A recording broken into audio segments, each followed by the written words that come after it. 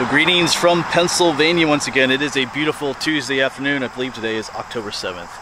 And I'm back in a place I filmed at before. This is the Moonshine Church. There's a name for you, Moonshine Church, here in northern Lebanon County, here near the town of Greenpoint. Of course, this place has a lot of history. Supposedly a lot of haunted history, a lot of history associated with what's called the Blue-Eyed Six. Some of you might be familiar with that. Alex, I have filmed this story before and here at this cemetery, but today we're going to do a little bit more.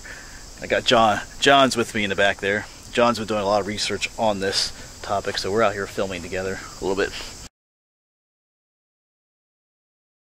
So some of you might be familiar with the story of the Blue-Eyed Six. Some of you may not be, but it is an interesting story. It's a tragic story, but it's one of the first instances of insurance fraud here in the United States. This occurred back in 1878. So there's a total of 6 men. They all had blue eyes. That's why it's called the Blue-Eyed Six, who all conspired together to kill a local whose name was Joseph Raber. He was not a wealthy fellow that lived here. He basically lived in poverty up at a town that's no longer exists, but it's a town called St. Joseph Springs. We'll film there in just a little bit after we're done here. But yeah, they took out an insurance policy on him with the idea that they would take care of him and use the funds to take care of him and bury him and all that. Well, that wasn't exactly their intentions. As you know, life insurance fraud goes. I think they were hoping that he would die soon. I think he was about 65 years old, but he wouldn't, and so they did the deed themselves. Only two of the guys actually committed the crime, but all 6 of them together were, conspired to make it happen, I guess you could say. But as the way it goes with crimes like that, they were discovered. They were found out, they were tried, and they were hanged. Well, 5 of them were hung. One was later acquitted on a second trial, although perhaps he should not have been. In a little bit I'll tell you what their 6 names were, but their victim, Joseph Raber, is buried here in this cemetery, kind of down where John is right now. And I need to mention too that there is a lot of disinformation about this story and about this location here in this cemetery and at the Moonshine Church. There's popular books like Weird Pennsylvania and places online that talk about this place and how haunted it is and things like that. First of all, the Blue-Eyed Six, those 6 men are not buried here. The only person buried here is their victim, Joseph Raber. So the Blue-Eyed Six are not even here. And there's stories that they were hung here at the church, that there's a tree here called the Hanging Tree. They were not hung here at this location either. So a lot of the stories you hear about this church and this cemetery being haunted are not true. One story says that if you drive up through here at night, you'll see 6 blue lights flashing, and your car might shut off and things like that. Because supposedly the Blue-Eyed Six are buried here, but they're not actually buried here. So it's one of those things that just gets sensationalized over time. And unfortunately, the church has suffered vandalism in the past because of people coming here and doing stupid stuff because of what they think is going on here. So it's a cool cemetery to visit. Like, this is Moonshine Road here in northern Lebanon County. But if you do come here, just be respectful of the church and the graves and stuff. They've had, vandalism to the church and the cemetery. A bunch of nonsense. But all right, it looks like John is done. So let's go visit Joseph Raber. Remember, he was their victim. Yeah, Joseph is right up here, I believe. But they do have there's a lot of oldies right in this section right here. Pretty cool to look at. Interesting spot. But Joseph is up here. It's a newer grave marker. It's not his original one. I think the original one got stolen, actually. Yeah, Joseph Raber, victim of the Blue-Eyed Six, 1819 to December 7th, 1878. So there lies Joseph, one of the first victims of insurance fraud in the country. Yeah, so in a little bit we're going to head down to the site, St. Joseph Springs, where they murdered him. They actually drowned him in a creek down there, I think at Indian Town Run. I think Frank Strickler, I haven't told you all 6 of their names yet, but Frank Strickler was the one that actually committed the deed. And another fellow, Charles Drews, was along with them to actually do what they did. Alright. And like I said, once again, if you do come here, just be respectful of the place, of the property and the grounds. Alright, so I got their 6 names written down here. It's Charles Drews, Frank Strickler, Henry Wise, Josiah Hummel, Israel Brandt, and George Deckman. Those are the Blue-Eyed Six. Alright, so I will see you next at St. Joseph Springs. So we are down at St. Joseph's Springs right now. Of course, this is where the murder actually took place. Back right behind me is the creek. You can see John back there. That's where they drowned Joseph Raber. It's Charles Drews and Frank Strickler. I think John just mentioned that Frank Strickler is the one that actually did the deed.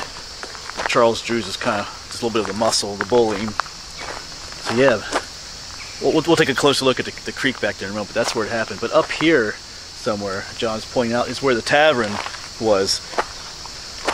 The tavern, a lot of people lived along here back in the day. The tavern was where this whole plan was hatched out. I do see a little trail right there. I don't see any. We are on, this is the, oh, I do see a posted sign right there. This is on land belonging to the National Guard, Fort Indiantown Gap. So we can't just exactly go wandering all over the place. But yeah, this is where it happened. Interesting. Like I said, there's a little community here back in the day. Let me turn you around. Yeah, so back down that way is where the creek is. Where's John? But off in these woods somewhere. Guess you probably go out and see a whole bunch of foundations out here, but like I said, we're not going to go out there right now. You're right up here, you can see one of the signs. For federal property, no trespassing. Yeah. But apparently there are some ruins out here, like an old stone trough from the tavern is still back here somewhere. So it'd be cool to go wandering, but we'll have to refrain from that. Let's go take a look at the creek, down where the incident happened. Oh yeah, and the grave of the one guy is up this way. Strickler, Frank Strickler, is buried down this way in a family plot.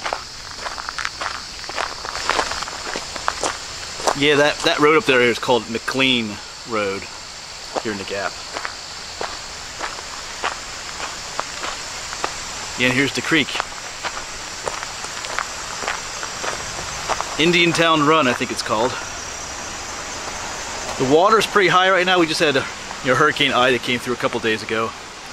Yeah, but probably just right in here. There used to be another old road going across here. But right here somewhere is where the deed was happened. It's only about 14 inches of water back then, but yeah, if you hold someone down, it is enough to drown them, which is what they did. So wow. Yeah, here's a sign for it. Indiantown Run. And the water, now I can see why the water's deep here too. They have like a little bit of a dam right there.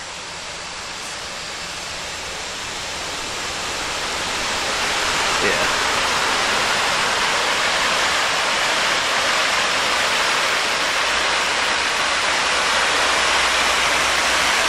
Yeah, so like I said at the beginning of the video, I did film this story before, but I only went up, the only place I filmed was up at the Moonshine Cemetery, the Moonshine Church. I never actually came and visited the spots where the murder occurred, where all the people are buried. So it's kind of interesting to come to the actual site of the incident.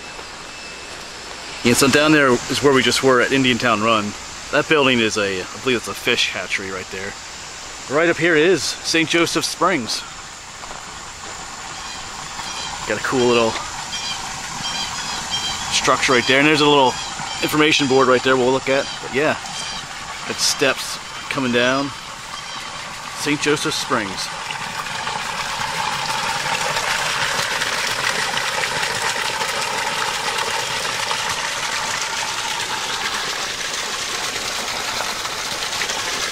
Let's jump across. Let's read the information board. I mean, a lot of the information is going to be stuff we already talked about, but let's take a look at it. Yes, St. Joseph's Spring, a trading post, a group of houses, and a tavern and a hotel existed in this vicinity. Yeah, the tavern is where this whole plant was hatched out. There's our little structure right there. That probably used to be the entrance into the spring. It'd be kind of cool to get in there. Yeah, Blue-Eyed Six gravesite. Well, just one person's buried back here. Yeah, 4 members of the Blue-Eyed Six took out an insurance policy on Joseph Raber, an elderly farmer, and promised to take care of him until his death. Well, yeah. As part of the conspiracy, the other 2 members, Frank Strickler and Charles Drews, drowned Raber nearby in 1878. You can read the rest about the trial where they were hanged. Yeah, Strickler's mother carried his body home in a wheelbarrow and buried him here after they were hanged. He's buried in the family's backyard. So yeah, here's the spring. And he's buried just up the road a little ways. So yeah, I guess that's a picture of him right there. Yeah, so we will be visiting that site in a moment. Grave of one of them. I would love to get in here. I know it has nothing to do with the Blue-Eyed Six, but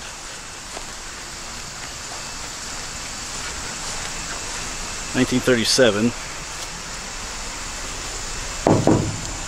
Just take the screws out, I guess. All right. I feel like you can hear water in there. Oh, I'd love to get in there. Okay.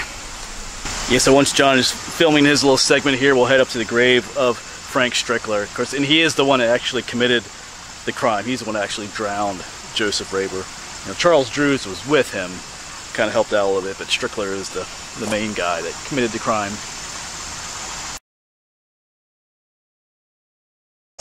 Yeah, here we are. John's down there doing his little filming bit there. We'll get down there in a moment. Alright, so John is done hogging the gravesite. So, sorry. That's okay. Yeah, so he is the only one that's pretty much not buried in like a cemetery. Yeah, but here he is. This is the one, you know, where his mom hauled him out here like a horse and cart. Oh, there's my shadow in the way there. Let me get to the other side. Yeah, here we go. So I'm just kind of listening to what John was saying the whole time up there, but so the memorial stone is actually newer. Franklin Strickler. So the 18, what did it say, 1859? He was born 1859, died 1879. 1779, Yeah. November 14th. Yeah. And so the stones are original. Yeah, that's what they marked. They actually had put a snowball bush there as well. Oh, really? But they didn't put a marker there because they feared there'd be retribution. Oh, people come vandalizing it and stuff. Yeah, this is where their home was, and they feared that, because they said that she was really paranoid, that she was always listening at the back door overnight that somebody wasn't coming out here and desecrating the grave. Apparently their house would have been back here somewhere too. Once again, it'd be cool to explore off into the woods there. Who knows? But this right here is a tank road because we're in a military reservation for the Indian Town Gap.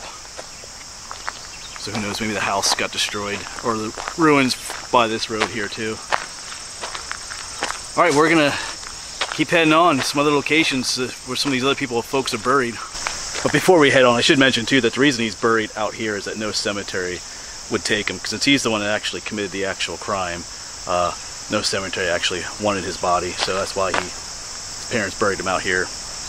Alright, so the next one we're headed to next will be the grave of Henry Wise, another one of the what'd you call him? One of the other conspiracy? One of the guys that bought the insurance policy. Yeah, he's one of the dudes that helped with all this, the conspirators, I guess you can call him. But he is buried down in Greenpoint, which is actually where John grew up, in Greenpoint, here in northern Lebanon County. So we're gonna head there next. He's the only one buried there, right? Yeah, so he's just the one buried there. And then we'll head to the gravesite to the other ones too. So, like I said, I filmed this in the past, but I never visited all the grave sites, so this is pretty cool. And I hate to say it, but John is the one that did all the research for where all these grave sites were located. So I had looked into it in the past, but I never actually came out to each site. So it's kind of cool to actually see where each one of them is buried. They're all buried in different places. So this one's actually probably the more unique one here, Frank Strickler. But anyway, let's go on and see Henry, or at least where he's buried. We have made it to the next location. Actually, up that way is Moonshine Road, or Route 443, and this is Greenpoint School Road right here. You see John walking. Actually, John grew up just down the road up there. We actually stopped in and visited it's like an old log house built in 1929. It's actually pretty cool. A lot of memories there. This is the grave this is the location where Henry Wise is buried, one of the Blue-Eyed Six. Kind of interesting, some interesting history about that too. So some interesting things have happened to the grave of Henry Wise. John was talking to me on the way up here to this location. Since he was one of the Blue-Eyed Six, they gained a certain reputation, and apparently his grave was robbed, I guess you could say. Someone dug in to his grave and stole his skull. That's creepy, but yeah, I guess you would call it like a relic hunter. But the dude was caught. I guess he didn't really do a good job of robbing, or he probably boasted about it, but they returned Henry's skull to this location. Yeah, and that little story about his skull being taken is one of the hauntings too that occurs. People say sometimes this place is haunted because, you know, Henry is searching for his skull, which isn't entirely true anymore because, like I said, his skull was returned. So it just shows how some of these hauntings are not quite accurate. But maybe these hauntings come from before his skull was returned. Yeah, John's currently filming down there by the grave. Alright, so here we go. Here's the grave. Henry Wise, one of the six. Born in 1845, died May 14th, 1880, because that's when he was hung. John just pointed out that this is got a little, might be his footstone or might be the original grave too. Yeah, there he is.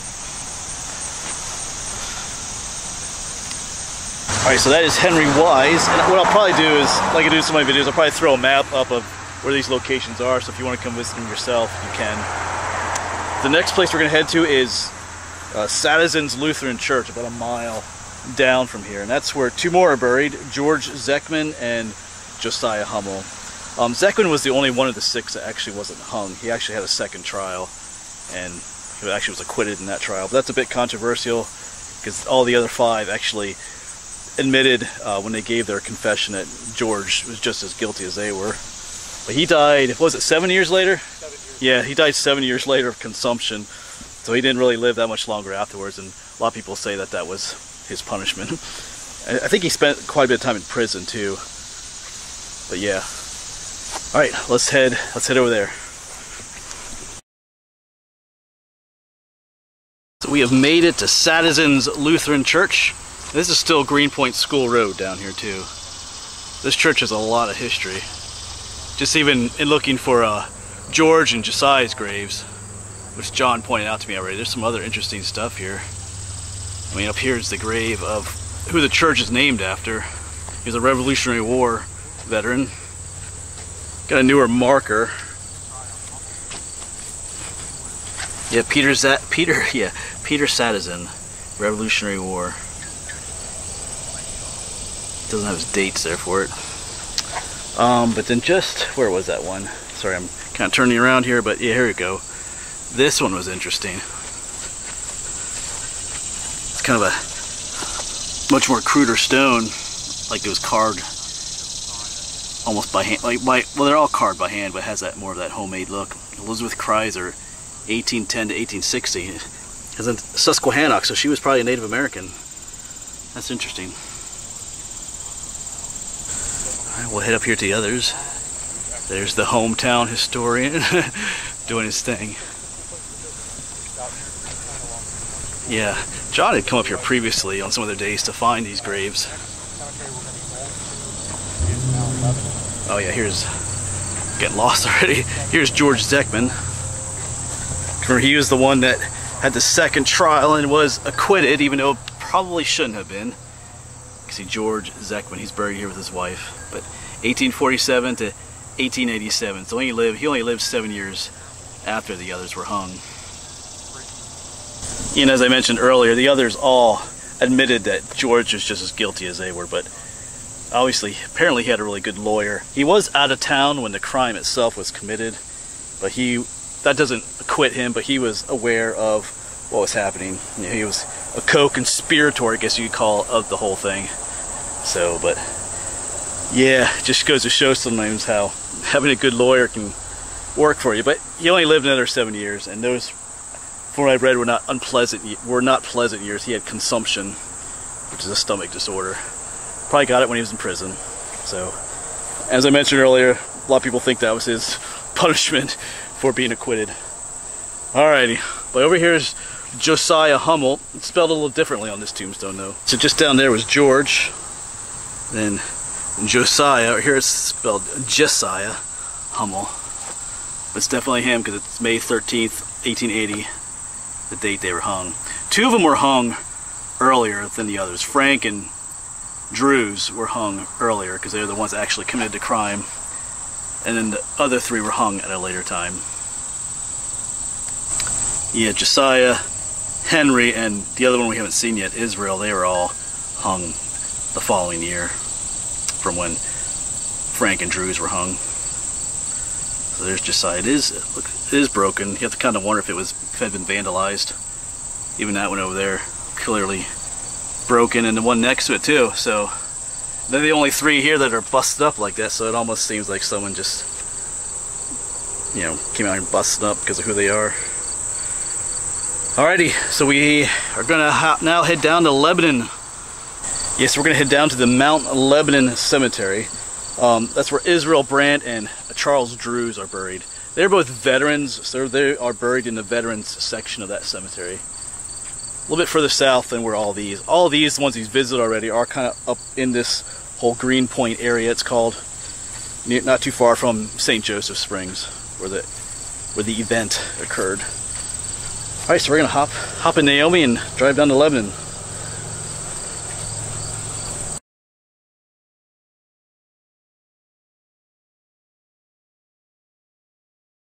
We have made it to the Mount Lebanon Cemetery, and man, this place is huge. What you're seeing here is only part of it. I mean, over the hill, there's thousands upon thousands of graves here. Me and John are thinking about doing a video just on this place alone.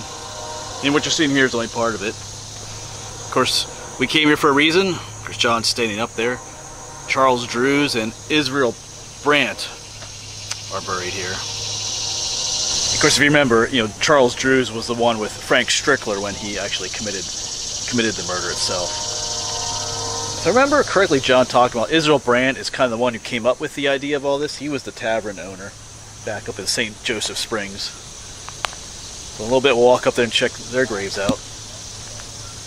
All right, well, here we go. Yeah, Charles Drews and Israel Brandt. Because Charles was a Civil War veteran, which is one reason why they're buried here. Yeah, 1820 to 1879. And then here's Israel Brandt. Of course, his mentions it. One of the Blue-Eyed Six, hanged for conspiracy in the murder of Joseph Raber.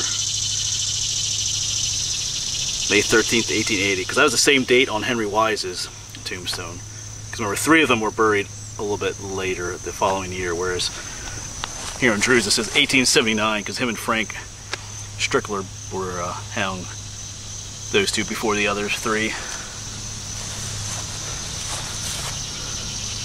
Alright, there you go. Alright, like I said, you can visit all these places yourself if you want to. I think I've put maps up for each place too. It's cool just to, it's been cool just traveling along with John. Well, overall, it was okay traveling with John. Just joking. Just joking.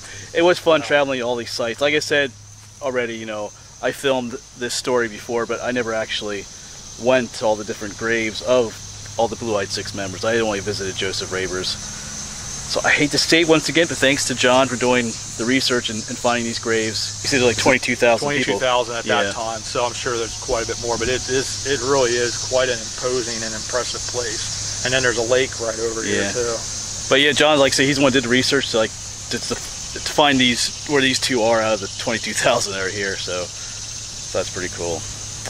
Alright, so like I said, you can come visit these places yourself, but you know, be respectful of all the locations. Don't vandalize the church. Don't steal Henry Wise's skull. Yeah, he doesn't like that apparently. And don't bust the tombstones up. So that should be common sense. But anyway, as always, thanks for coming along, and we'll see you around.